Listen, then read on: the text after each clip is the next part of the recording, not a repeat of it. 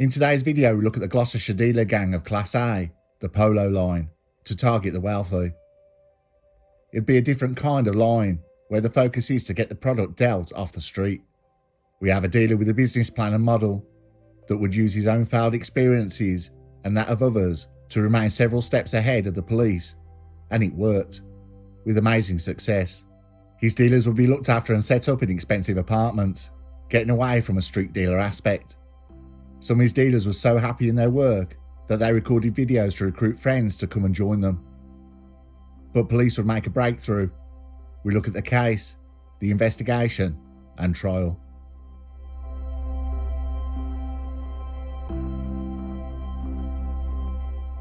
In May 2024, in a series of busts and raids that led to the dismantling of the Polo dealer line, a sophisticated operation run by 32-year-old Uwais Hassanjee and his associates. This was no ordinary line. The case put a massive spotlight on how the dealer networks operate and the extensive efforts law enforcement now have to take to shut them down.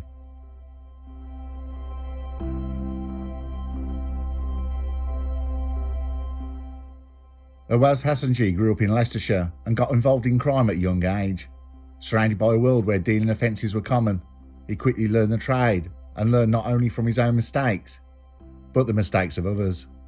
By his early 20s, he had built connections with larger suppliers and expanded his operation beyond Leicestershire, setting his sights on the Gloucestershire Class A and Class B market.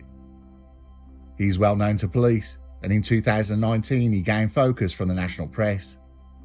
Uwais Hassanjee, who was 29 years at the time, was on run from police for dealing offences.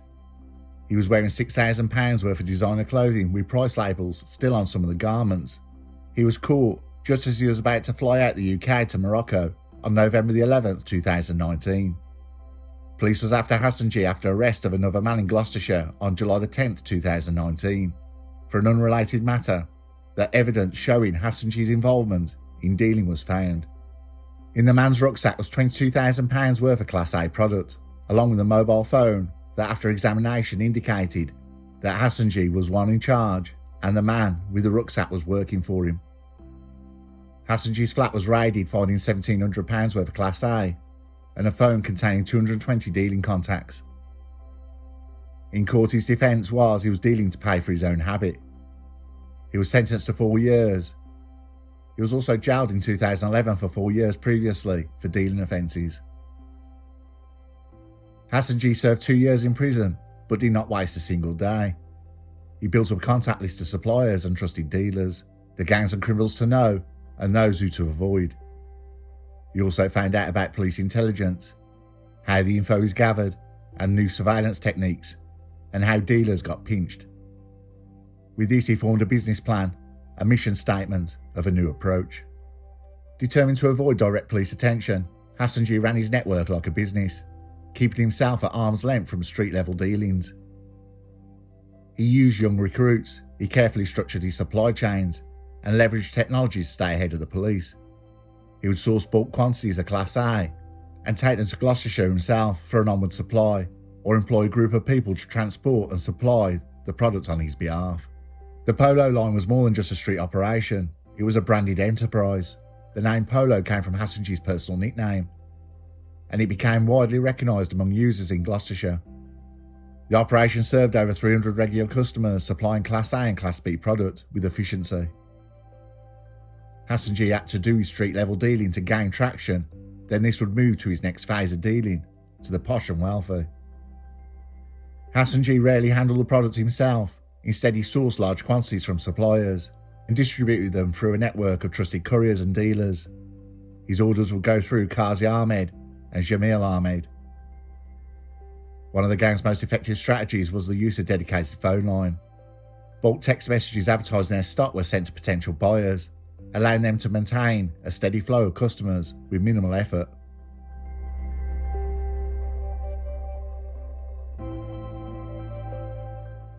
The Polo operation functioned like a corporation, with clearly defined roles.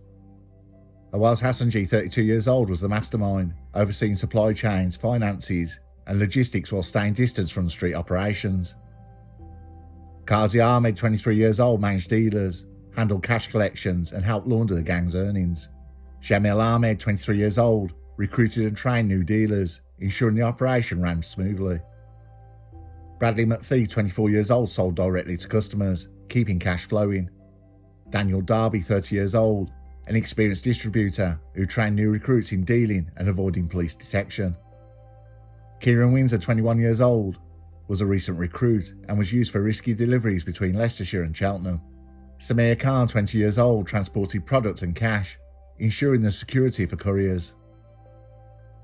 Hassan Ahmed, 21 years old, helped package and prepare the product for street sales. Unlike typical street gangs operating from rundown properties, Hassanjee's team lived in upscale rental apartments in Cheltenham. This helped them blend into wealthier neighbourhoods, drawing less suspicion from police.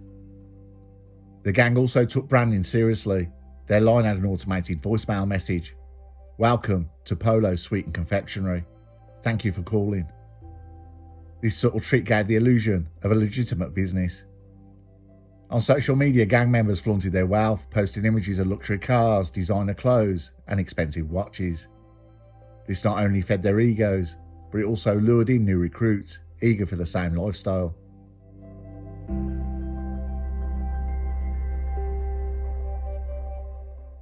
In mid-2020, Operation Pontus was launched to break the dealers in Gloucestershire. There was no fanfare, and this was a secret operation to bust the backs of the dealers.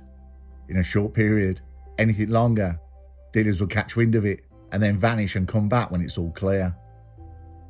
With Operation Pontus, it would show the police the wannabe Tony Montanas and the Nino Browns, who was in control of the large level dealing. The Polo Line started to unravel when something happened that was not weighed up by Hassanjee. One of his customers was caught by police with Class A by a community officer.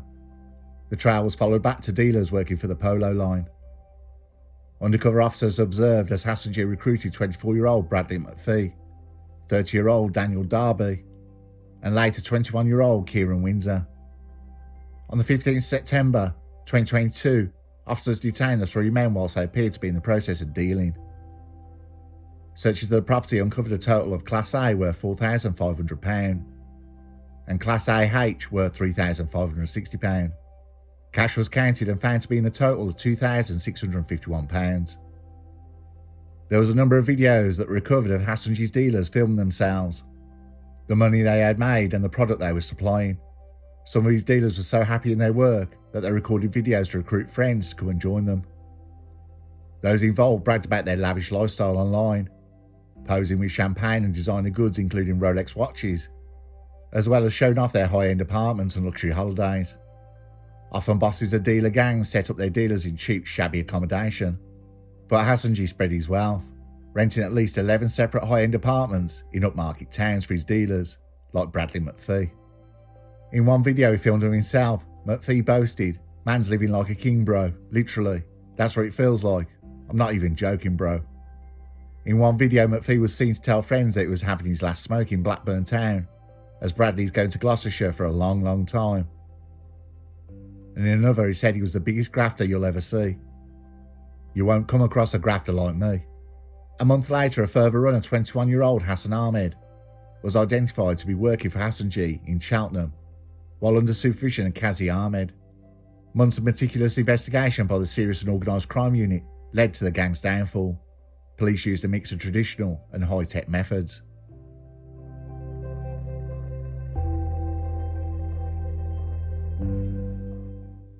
Undercover officers posed as customers making direct purchases to gather evidence.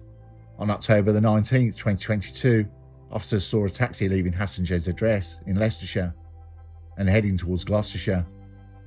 The vehicle was intercepted as it entered Cheltenham. Officers found Kazi Ahmed and 19-year-old Emily Barbosa in the car, along with a bag of Class A in the boot.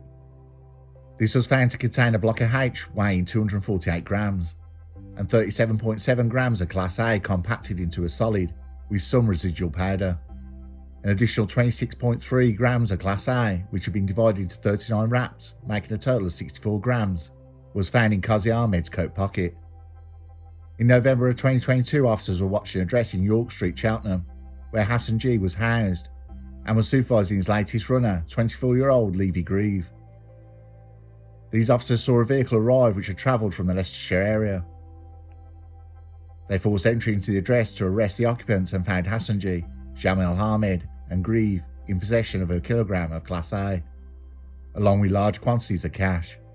Samir Khan, aged 20 years old, whose involvement stopped by the time of his arrest, was one of Hassanjee's trusted drivers and transported the group between Leicestershire and Cheltenham. He also drove others to deliver products around the area. Khan admitted to driving Hassanjee, but was unaware he was curry in Class A. He said that when he found out, he stopped working for Hassanjee. As with McPhee, Windsor and Grieve, 28-year-old Lucas Shanoff had also been recruited by Hassanjee to come and deal products in Cheltenham. His involvement, though, had stopped prior to the arrest. All of this activity provided investigating officers with evidence to suggest that approximately £7,000 was being made by the group each day from dealing Class A. This was an enterprise worth hundreds of thousands of pounds for those in charge, and it was in the early stages. Money was gained by targeting vulnerable users within Gloucestershire. Investigators retrieved deleted messages, call logs and GPS locations from seized phones. Suspicious bank transactions and cash deposits linked to the gang members exposed their money laundering efforts. In a coordinated effort, dawn raids were carried out at multiple addresses, catching key players off guard before they could destroy evidence. Several incidents were crucial in exposing the gang. A courier was stopped while transporting 1 kilogram of high-purity Class A, hidden in a car door panel, worth £40,000. Officers tracked key members, witnessing hand-to-hand Class A product exchanges and seizing burner phones packed with coded messages.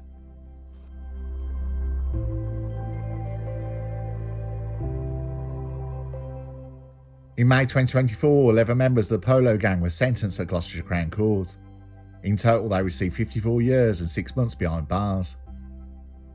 Uwais Hassanjee received 10 years and 7 months in prison. Qazi Ahmed received 8 years and 3 months in prison. Jamil Ahmed received 6 years and 10 months. Samir Khan was jailed for 6 years and 10 months. Bradley McPhee was jailed for 7 years. Daniel Darby was jailed for 5 years and 4 months, plus 9 months concurrent for perverting the course of justice. Kieran Windsor received a 2-year suspended sentence, 250 hours of unpaid work, and a £156 surcharge and £50 fine. Lucas Shanoff was jailed for 5 years and 2 months and given a £190 surcharge fee. Levy Grieve was jailed for 4 years and 6 months. Emily Barbosa received a 2-year suspended sentence with 250 hours of unpaid community work and a £156 surcharge fee. Hassan Ahmed was sentenced to 20 months, suspended for 2 years, 150 hours of unpaid work and a £156 surcharge fee.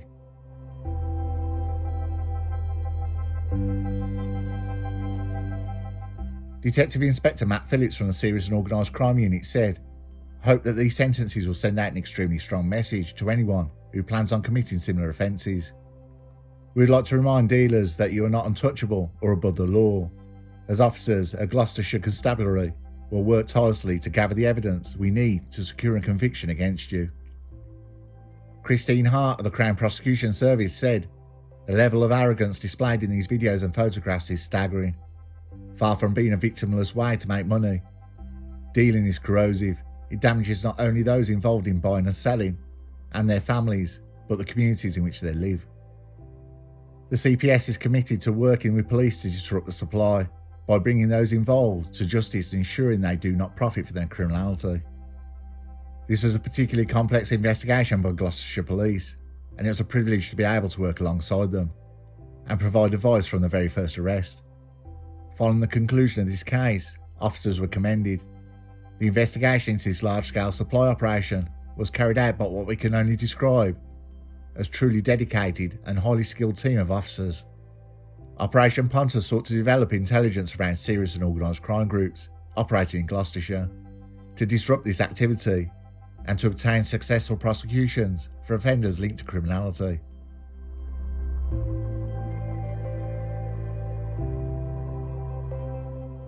The Polo case is a powerful example of how modern dealer networks operate now and the relentless work required to dismantle them.